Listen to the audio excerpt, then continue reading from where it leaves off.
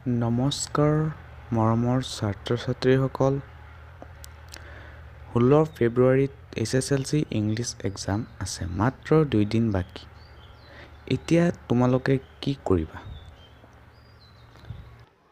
প্ৰথম দিনত কি কৰিবা এইটো ভাবি আছা তোমালোকে তো বলা আৰম্ভ কৰো ভিডিঅটো প্ৰথম দিনত কি কৰিবা ফাৰ্স্ট তোমালোকে টেক্সটবুকৰ সকলোবোৰ চেপ্টাৰ দুটো ৰিভাইজ কৰিবা 2 প্ৰয়েম और सेंट्रल आइडिया और क्वेश्चन आंसर चाबा 3 लेटर रिपोर्ट नोटिस और फॉर्मेट प्रेक्टिस करिबा एटु কৰিলে তোমালোকৰ একেবাৰে ইজি হৈ যাব আৰু তাৰ লগতে গ্ৰামাৰৰ টেন্স ভয়েস নেৰেশন এক্সাম হলত প্ৰথমে সহজ প্ৰশ্নবোৰ কৰিবলৈ ট্ৰাই কৰিবা আৰু এটা মনত ৰাখিবা आंसर स्पष्ट और परिष्कार लिखिबले ट्राई करा तेतियाले मार्क बेसि पाबा मनत राखिबा last 2 days preparation can change our result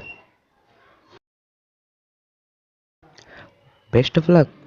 examiner कारणे इंग्लिश एग्जाम ভালকৈ দিবা স্টুডেন্টস তো